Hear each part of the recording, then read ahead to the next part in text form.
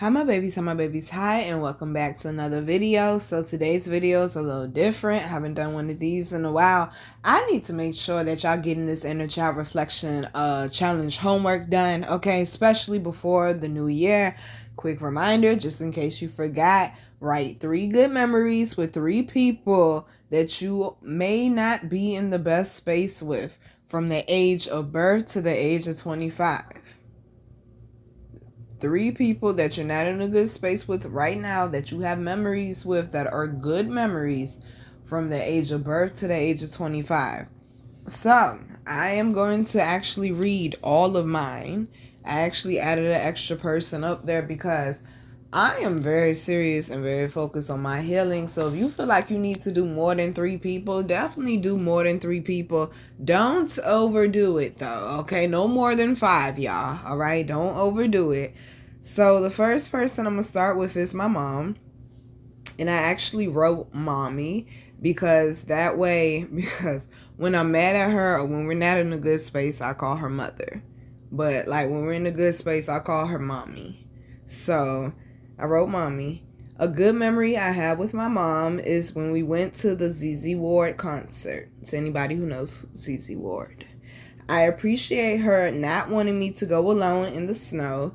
I appreciate her being open-minded even though she knew none of ZZ's music. She actually really enjoyed herself at the concert and appreciated Miss Ward's style of blue-eyed soul, country, and pop. She was tired and still came to stand for a couple of hours with her adventurous daughter in the back of a dark concert venue just to see my eyes light up song after song. That is the moment I love because she felt like a mom. I learned that even when you're tired, if you really love someone, you show up for them. So at the end of each person, I wrote what I learned from this memory. It's a positive lesson or something that I can remember and take with me. Because remember, y'all, we did forgiveness and grace. Forgiveness is something we've been focusing on all year, and it's a reason why, because I've been getting y'all prepped for 2025, just like me intentionally and unintentionally triggering y'all. It's getting y'all prepped for 2025. Just like the theme this month is elevations and completions. It's because you have to have certain completions in order to elevate. So one of the main focuses they had us focusing on this year with completions and healing was the emotional body. And like I tell y'all, the emotional body is connected to the sacral chakra. And that's how energy flows in and out your life. That's also how you manifest or get in alignment with things. Also has to do with your trust and your vulnerability, your creativity. So this exercise is going to be very, very important with helping with certain completions and also helping to shift your perspective towards the person, the situation, or the harm that was done, so you can get in a more forgiving space, because it's hard to still be mad at somebody or be upset with somebody if you can remember the good things. And sometimes we can be so hurt by a person that we can't remember anything good at all, because it actually happened with my 4th person. Everyone else, a good memory came right to me as soon as I wrote their name. That 4th person, it took about 30 minutes. Okay, it took about 30 minutes. So once again, the lesson I got with my mom is, one, it's a memory where I actually do remember her feeling like a mom, because that's one of our biggest issues. It's like with Marley, I'm so loving and affectionate. I ask her how her mental health is. We pray together. Like, I make sure I try to take at least 10 minutes, 5-10 minutes, even on a busy day, to spend with her and make her feel loved and appreciated. I do affirmations with her, let her know that she's beautiful and that she's smart and that she's important. And I didn't get none of that. So it's like, I'm a hands-on mom. Even though Marley is my fur baby, I'm still such like I'm the mother I wanted. And so to be able to have a memory like, yeah, I remember that's when she actually felt like a mom. That's like a breakthrough moment for me with my forgiveness. But the lesson, once again, is I learned that even when you're tired, if you really love someone, you show up for them. And that's something I actually have to work on. And I didn't realize that. And that's something that 2024 taught me. Like I told y'all recently, I keep hearing, Nina, your presence is needed. But I didn't realize until I did this exercise. I've been hearing that all year, but I've been hearing it in different ways. But it seems like I've been showing up Not for everyone, but for some people, I showed up a lot, but it was for the wrong people. Now, like, some people, I don't regret showing up for them at all, but some people, I'm realizing, like, yeah, I showed up for you, and I don't want to say they didn't deserve it, but I overextended myself. So I want to make sure I show up for the people I really love, the people that really do support me, the people that really are there. So that's something I'm going to be working on. So I want y'all to write lessons after each person as well. So the second person is my father. A good memory I have with my father is when he and my older brother came to see me, and I told him that he was old and I could beat him up now. Me and my dad used to wrestle a lot. He's actually the person I blame for the reason why I be out here beating people up, because he taught me how to jab when I was 4 years old, and that is usually what yeah, okay. They call me Ali Mayweather for a reason, okay? But let's see, where was I? I told him he was old and I could beat him up now. We started talking smack to each other. Then I tried my hardest to get him in a headlock, but he grabbed me so quick and had a counter move for everything I tried. I got tired and realized although I was younger and faster, his wisdom and experience is what was able to defeat me. I learned that day that fighting is not just about muscle power, but brain power too. A valuable lesson I will not ever forget. Now, as I tell y'all, listen with your spiritual ears. I'm not just speaking about physical fighting. Like, people dealing with spiritual warfare, or people like fighting to get their goals done. It's not just about the actual muscle power. It's about the brain power too. And that's why I tell y'all most powerful weapon that you have is your mind. And that is a lesson my father kept trying to, even though he was not there like that, when we did have conversations or when he was around, that is a constant lesson my father kept trying to get me to understand. And he kept trying to tell me, if you do not have control of your mind, Nina, you're going to have issues in life. And I did not understand. He was trying to teach me discipline, and I did not understand that. And now, well, what they say, a hard head make a soft behind, baby. I'm over here Gerber soft. You hear me though? Gerber soft, baby. Okay? So the lesson I got from that, once again, is fighting is not just about muscle power, but brain power too. Okay? So let's move on to the next person, my oldest sister. A good memory I have with my oldest sister is when we went live on Facebook because we were stuck in traffic on Military Highway. We threw on that throwback Lil Jon and were turnt. It felt good to make her and other people laugh because that's what life is about. I learned even when you're going through it, you could still lift up others. Also, just because you and someone aren't in the best space doesn't mean you have to stay stuck there with them. Because me and my sister, as quiet as it's kept, a lot of people that are finding out that me and my sister actually don't like fuck with each other, they're like, but I thought y'all was so cool. And it's for moments like that. I would get on Facebook and my sister would be at a vending event with me, or she would be on a live with me because she in the car and I'm driving. Or I would shout her out for her birthday or do something special for her birthday. So people automatically thought we was in a good space.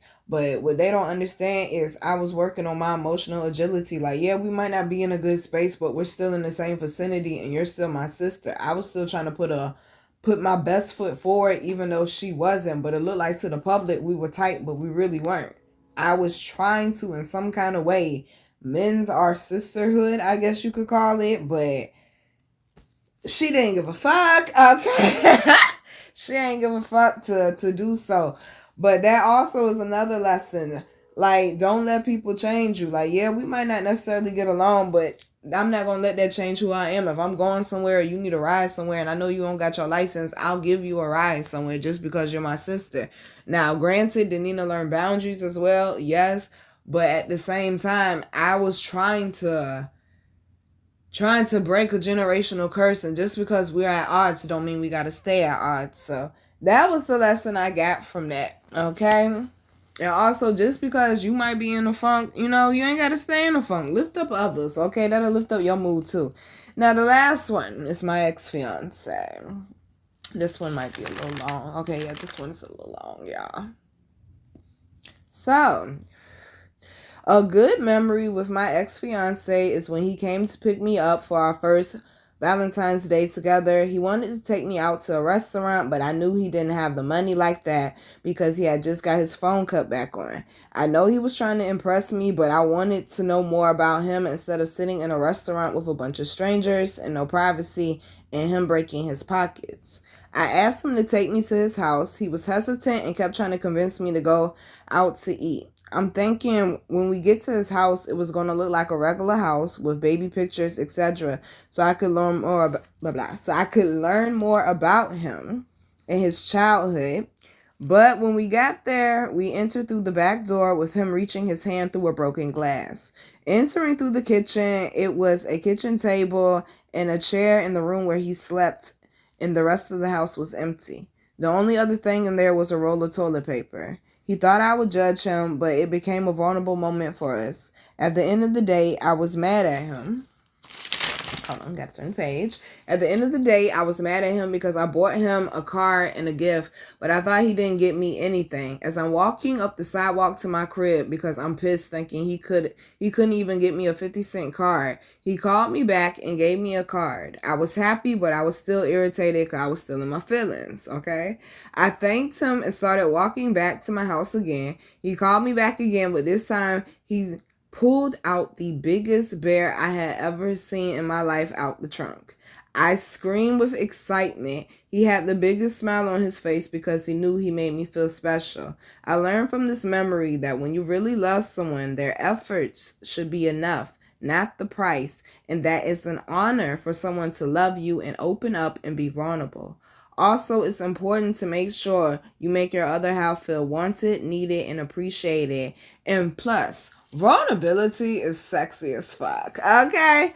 So, with this situation, like I said, it took me a minute to actually think of like a good memory, and this was actually one of our first really, really good memories. And it don't matter how mad I get at that man when I'm married and got kids, anytime that man crossed my mind, this is always going to be a good memory because this was a memory that kind of like solidified the good part of our relationship because we were both vulnerable, we were both open. Like I shared things with him as well in that same exact room. So it just from like we say the honeymoon phase, but it's like you gotta keep that going. It shouldn't be a honeymoon phase. It should be the relationship period. And like I said, being vulnerable is definitely sexy, and also just the thought and the effort as well.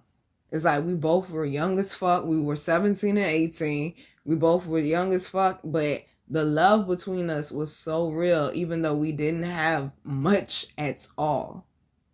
And so it's just a reminder that even though me and this man went through hell, the reason why I went through hell for this man is because the love I had for him really was deep. And like I tell y'all, there's nothing wrong with the way that you love. Just set better boundaries. So babies, this was my homework. You don't have to share yours with mine, and you don't have to post it. I actually did read the one about my mom to her. So I mean, it felt kind of like a healing moment. So if that's helpful to some of y'all and you feel safe enough to read it to the person, you could read it to them.